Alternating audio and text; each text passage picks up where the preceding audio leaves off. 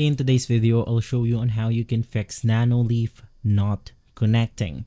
So to fix your Nanoleaf not connecting, you want to try different solutions or different fixes. The first and the most basic fixes that we can do is to power cycle the Nanoleaf. Basically, this one, you want to unplug your Nanoleaf controller and Wi-Fi router for around maybe 10 seconds. And then you want to plug the router in first, then the controller. From there, you want to test the IFM if it will now connect to the connection. From there, you also want to check your Wi-Fi band. Now, you want to make sure that your phone is connected to the 2.4 GHz network, not the 5 GHz for initial setup. And lastly, you want to restart your phone. You want to reboot your mobile device to get rid of some minor bugs and glitches within the system. Now, if this simple fixes did not work, we want to try the resetting fixes.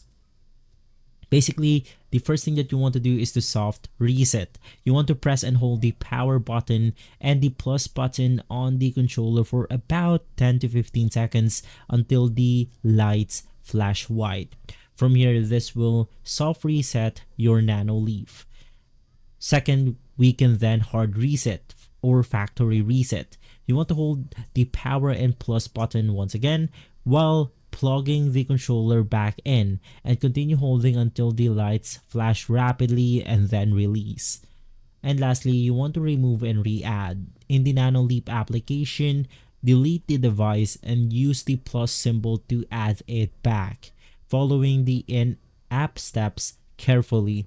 And basically, after all these fixes, you will be able to get rid of your problem. If this video has been helpful, leave a like, subscribe, and follow Guide to Everything for more videos like this. Thanks for watching.